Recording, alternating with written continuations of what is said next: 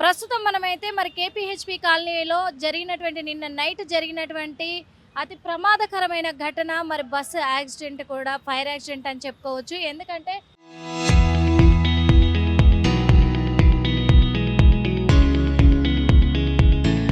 Private bus ఇది పాలకొల్లుకి వెళ్తున్నటువంటి private bus Sri Durga. ఈ బస్సే నిన్న నైట్ ఫైర్ యాక్సిడెంట్కు గురైంది. ప్రస్తుతం మనం ఇక్కడే ఉన్నాం కదా, ఈ ప్లేస్లోనే ఉన్నాము. ఎంత దారుణంగా కూడా ఇక్కడ మొత్తం కూడా ప్రమాదం చోటు చేసుకుంది అనేది కూడా తెలుస్తుంది. అగ్నికి పూర్తిగా కూడా దగ్ధమైపోయింది బస్ అని కూడా చెప్పుకోవచ్చు. ఎందుకంటే మనం చూస్తున్నాము మొత్తం ఒక్క సీటు కూడా మిగలలేదు. షాక్ సర్క్యూట్ వల్ల కూడా ఈ ప్రమాదం జరిగింది అని చెప్పేసి చెప్తూ ఉన్నారు. అయినప్పటికీ కూడా ఈ షాక్ సర్క్యూట్ వల్ల జరగడం అనేది కూడా ఎండాకాలంలో ఓవర్ హీట్ చేసినప్పుడు ఏసీలు ఉండడం పట్ల కూడా జరుగుతుంది అనేది తెలిసినప్పటికీ మనం చూస్తున్నాం ఈ బస్సు ఏ రేంజ్లో ఇక్కడ పూర్తిగా కూడా కాలిపోయింది అనేది తెలుస్తూ ఉంది, చూస్తూ ఉన్నాము. ఇది కింద పైన రెండు కూడా, అంటే కేవలం సీటర్ మాత్రమే, స్లీపర్ కాదు, ఇది స్లీపర్ లేదు, సీటర్ మాత్రమే ఉంది. ఎందుకంటే మనకు సీట్లన్నీ కూడా మనకు క్లియర్గా కనిపిస్తూ ఉన్నాయి. కింద పైన కూడా సీటర్లే ఇవి పూర్తిగా. సీటర్లు అయినప్పటికీ కూడా పైన మాత్రం స్లీపర్ ఉంది, కింద సీటర్ ఉంది. మనకి పైన స్లీపర్ కాబట్టి పరుపులతో మొత్తం కూడా ఉంటుంది. కాబట్టి ఆ మంటలు అంటుకున్న ఆ సమయానికి పూర్తిగా దగ్ధమైపోయాయి. బస్సు ఎక్కి చూపించే ప్రయత్నం మీకు చేశాను, కానీ బస్సు ఊగిపోతూ ఉంది. మొత్తం కూడా ఎక్కడికక్కడ పూర్తిగా దగ్ధం అవడంతో డ్యామేజ్ అయిపోయాయి. కాబట్టి అవి విరిగిపోతాయని ఒక ఇదితోటి లోపలికి వెళ్ళలేకపోయాము. ఎగ్జిట్ డోరు బస్సుకి ఇక్కడ నుంచి మొత్తం కూడా, ఇక్కడ ఎగ్జిట్ డోర్ నుంచి కూడా సేఫ్ సైడ్గా అందరూ సురక్షితంగా కూడా మొత్తం అద్దాలు పగలగొట్టేసుకొని బయటకు వచ్చిన తరుణాలు మనకి ఇక్కడ కనిపిస్తూ ఉన్నాయి. ఇదంతా కూడా ఇప్పుడు బస్సు మొత్తం కూడా మంటలు ఆర్పేశారు ఫైర్ ఇంజన్ డిపార్ట్మెంటు. కాకపోతే ఇక్కడ అదృష్టవశాత్తు టైం బాగుందని అనుకోవాలి. లోపల నుంచి చూడండి, ఇక్కడ మనకు కనిపిస్తుంది మొత్తం కూడా ఈ లాస్ట్వి మాత్రము స్లీపర్ కోచ్లు. ఇవి పైన కూడా స్లీపర్ కోచ్లు ఉన్నాయి. సగం వరకు అక్కడి వరకు మనకి సీటరే, కింద అంతా ఉన్నది కూడా. ఈ స్లీపర్ కోచ్లల్లో మొత్తం ఇగో పరుపులు మొత్తం దగ్ధం అయిపోయాయి అంతా కూడా. ఇదంతా మనకు కనిపిస్తూ ఉంది, బూడిద తప్ప ఇంకేం మిగలలేదు. ఇక్కడ అంతా కూడా కనిపిస్తూ ఉంది కదా, అక్కడి వరకు మనం చూస్తూ ఉన్నాం. ఎక్కడైనా మనకి కొద్ది వరకే కాలింది బస్సు అనే సిచ్యువేషన్లు ఎక్కడా కనిపించట్లా. పూర్తిగా దగ్ధమైపోయినటువంటి బస్సుని మనం ఇప్పుడు చూస్తున్నాం.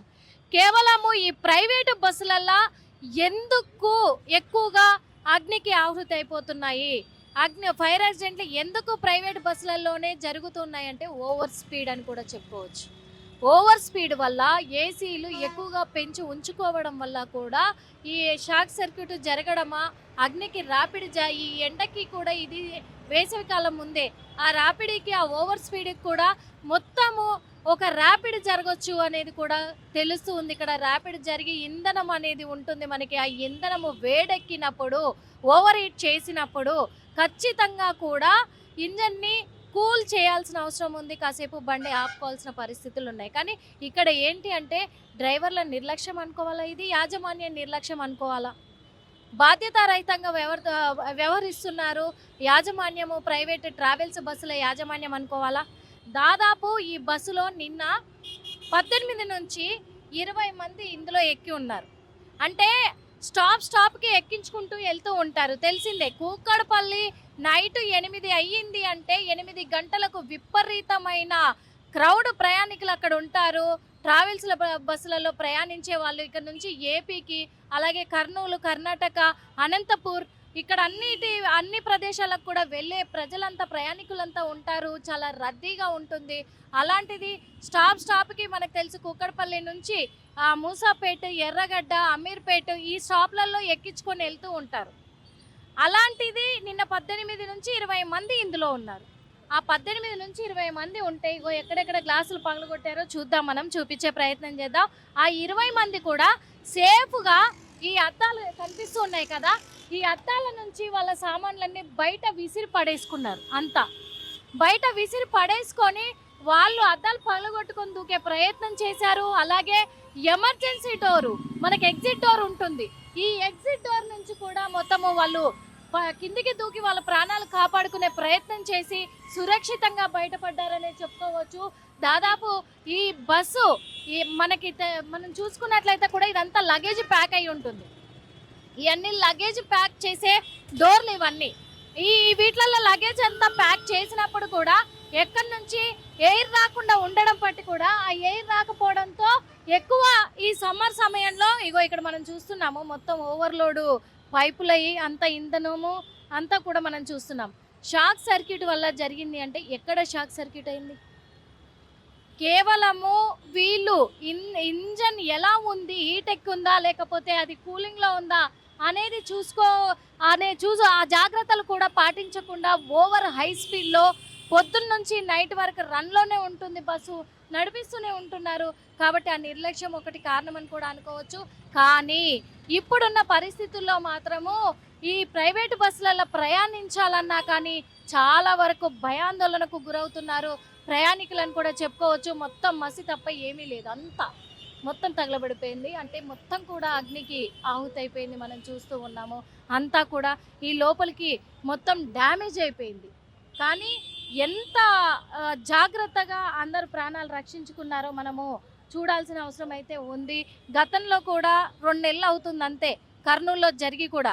కర్నూలులో భారీ ఎత్తున చాలామంది ప్రాణాలు కూడా కోల్పోయారు పాపము. ఇలాగే అగ్ని ప్రమాదం చోటు చేసుకొని నెల్లూరులో కూడా జరిగింది. నెల్లూరులో కూడా బస్సు మొత్తము మంటలు వ్యాపించడమే లేటు.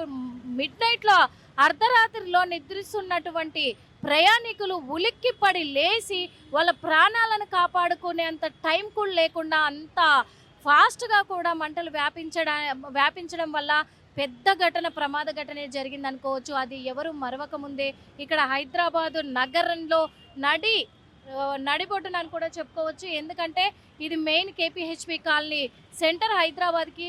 అలాంటిది ఈ ప్లేస్లో కొంత వందల మంది, లక్షల మంది, ఇక్కడ వేల మంది కూడా తిరుగుతూ ఉంటారు. ఆ టైంలో ఈ బస్సు ఎప్పుడైతే ప్రమాదానికి గురైందో ఆ టైంలో ఇక్కడ వేల మంది ప్రయాణికులు ఉంటారు, తిరుగుతూనే ఉంటారు. ఎప్పుడు రద్దీగా ఉండే ప్లేస్ ఇది. ఈ ప్లేస్లోనే ఇప్పుడు అగ్ని ప్రమాదం సంభవించిందంటే ఈ బస్సులో ఉన్న వాళ్ళకి ప్రమాదమే, ఇటు బయట తిరుగుతున్నటువంటి ప్రయాణికులకు ప్రమాదమే. కానీ ఎవ్వరికీ ప్రమాదం జరగకుండా సురక్షితంగా బయటపడ్డారు. 3 ఫైర్ ఇంజన్లతోటి మొత్తం కూడా ఫైర్ని కంట్రోల్లోకి, మంటలను అదుపులోకి తీసుకొచ్చారు. కానీ సురక్షితంగా అందరు బయటపడ్డారు. కానీ ఏదైనా జరిగి ఉంటే రోడ్డుపైన వెళ్ళే ప్రయాణికులకు ప్రమాదం జరిగినా, బస్సులో ఉన్న ప్రయాణికులకు ప్రమాదం జరిగినా ఎవరు బాధ్యత? ఎవరు ఇక్కడ వ్యవహరిస్తారు? ఆ బాధ్యత ఎవరు తీసుకుంటారు? ఇవన్నీ కూడా అయ్యో అద్దాలన్నీ పగిలిపోయాయి, పగలగొట్టారు కూడా. అలాగే ఎందుకంటే ప్రాణాలను కాపాడుకోవాలి కాబట్టి. ఈ ప్రైవేటు బస్సుల నిర్లక్ష్యానికి, యాజమాన్య నిర్లక్ష్యానికి ఖచ్చితంగా కూడా కఠిన చర్యలు వర్తించాలి. అలాగే ఇటు పోలీస్ డిపార్ట్మెంట్ కానీ ప్రభుత్వం కానీ ఖచ్చితంగా 2 రాష్ట్రాల ప్రభుత్వాలది బాధ్యత ఉంది ఇక్కడ. ఎందుకంటే అక్కడి నుంచి ఇక్కడికి, ఇక్కడి నుంచి అక్కడికి ట్రావెల్ అవుతూ ఉంటాయి కాబట్టి 2 రాష్ట్రాల ప్రభుత్వాలు కూడా చర్యలు చేపట్టాలి యాజమాన్యం మీద అని మేమైతే ఆర్టీవీ నుంచి కోరుకుంటున్నాం. అదేవిధంగా యాజమాన్యానికి బాధ్యత ఉంది, ఖచ్చితంగా ఉంది. ఎందుకంటే ఎన్నో కుటుంబాలు బస్సులలో ప్రయాణిస్తూ ఉంటాయి. ఆ కుటుంబాలకు ఏదైనా జరిగితే ఏంటి? ఎప్పటికప్పుడు కూడా బస్సు కండిషన్ ఎలా ఉంది చూసుకోవాలి, ఇంజన్ కండిషన్ ఎలా ఉంది చూసుకోవాలి. అలాగే కరెంటు సప్లై నుంచి ఏసీలకు పవర్ సప్లై ఉంది, ఆ పవర్ సప్లై ఎలా ఉంది, దాని కండిషన్ ఎలా ఉంది, ఎప్పటికప్పుడు రిపేర్ చేయించుకుంటూనే ఉండాలి కదా. ఇవేవి కూడా పట్టించుకోకుండా కేవలము ప్రయాణికులు టికెట్లు కొని ఆ ధరలను మాత్రమే దృష్టిలో పెట్టుకొని, డబ్బులను మాత్రమే దృష్టిలో పెట్టుకొని బస్సులను రన్ చేస్తే ఒక బస్సు ఎన్ని సంవత్సరాలు రన్ చేయాలనేది దృష్టిలోకి తీసుకోకుండా, ఆ నియమ నిబంధనలను పాటించకుండా వీళ్ళు యాజమాన్యాలు నిర్లక్ష్యం వహించి ఇలాంటి బస్సులని వాళ్ళు ట్రావెల్ చేయిస్తూ ఉంటే దానికి ఫలితంగా ప్రయాణికుల ప్రాణాలే బలవుతాయి. ఇది దృష్టిలోకి తీసుకొని ప్రభుత్వాలు ఖచ్చితంగా చర్యలు తీసుకోవాలని కోరుకుంటూ ఉన్నాము.